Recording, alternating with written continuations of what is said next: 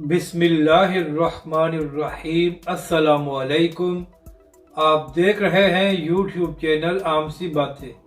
तहरीक लब्बैक और अल्लामा साद हुसैन रिजवी की बड़ी कामयाबी, हुकूमती वजीर की अहम प्रेस कॉन्फ्रेंस। इस वीडियो में हम इसी के मुतालिक बात करेंगे। नाजरीन कराम, कल रात कम पेश इसी वक्त इसहाक डार साहब जो पाकिस्तान के वजीर ख़जाना हैं, उन्होंने एक बड़ी अहम प्रेस कॉन्फ्रेंस की और नाजरीन कराम, पूरे पाकिस्तान और बड़े बड़े सहाफ़ियों का यही ख्याल था कि आज भी हुकूमत की जानब से पेट्रोल और डीजल की कीमतों में इजाफा किया जाएगा। मगर इसहाक डार साहब ने अपनी प्रेस कॉन्फ्रेंस में बताया कि आज ना ही पेट्रोल में इजाफा होगा और ना ही डीजल कीमत में, बल्कि पेट्रोल की कीमत में 5 रुपये कमी की गई।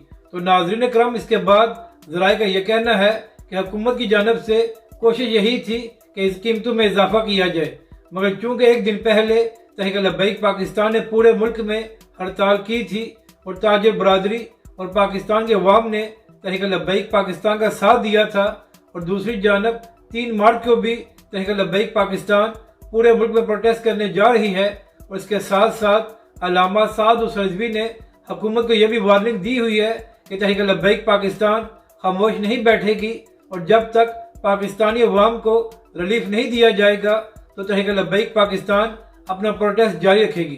तो नाजरीन कराम, ज़राए का यही कहना है कि तहरीक लब्बैक पाकिस्तान के दबाव की वजह से हुकूमत की जानब से फ़िलहाल कीमतों में इजाफा नहीं किया गया।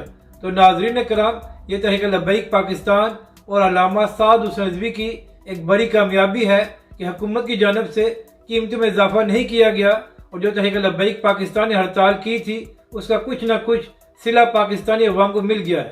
तो अब देखना यह है कि जब अल्लामा साद हुसैन रिजवी 3 मार्च के बाद अगले लाएअमल का ऐलान करते हैं तो क्या उसके बाद भी हुकूमत कीमतों में कमी करती है या तहरीक लब्बैक पाकिस्तान को मजीद दबाव बढ़ाना पड़ेगा।